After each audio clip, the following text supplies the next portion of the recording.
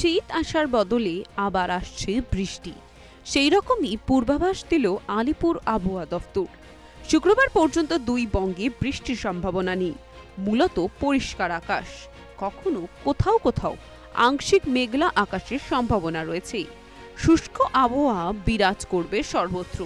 তবে শনি ও রবিবার দক্ষিণবঙ্গ ও উত্তরবঙ্গের বেশ কয়েকটি জেলাতে বৃষ্টিপাতের সম্ভাবনা রয়েছে। বজ্রপাতের আশঙ্কা থাকবে। উপকূলে হালকা বাতাস বইবে।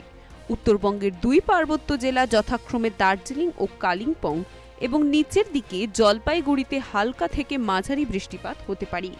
বৃষ্টির পূর্বাভাস রয়েছে দক্ষিণবঙ্গের ৩ জেলা, উত্তর ২৪ পরগনা, দক্ষিণ ২৪ পরগনা এবং পূর্ব মেদিনীপুরে।